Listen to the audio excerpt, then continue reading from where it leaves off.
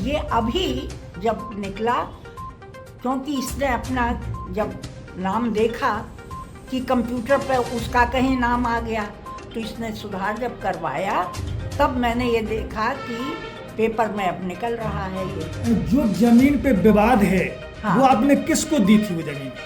वो सुनीत शरण दीक्षित को दी थी, अच्छा, दान में दी थी आपने? दान में दी थी। अच्छा, लेकिन वो विवाद इसमें वो कर रहे हैं, सुनील विवाद कर रहा है उस जमीन पर। और उस पर जमीन पर सुनील टाका ला बना करके विवाद करने में जुटा हुआ है।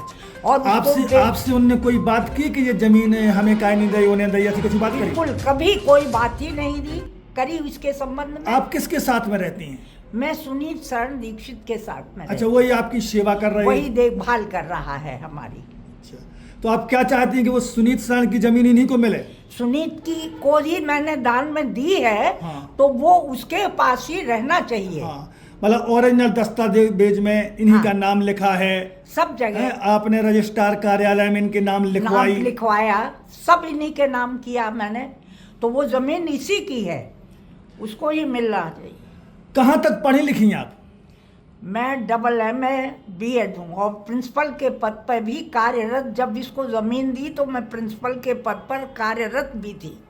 मतलब आपने पूरी अपनी जानकारी में में दी। और मैं यहाँ MLB girls higher secondary school की प्रिंसिपल थी।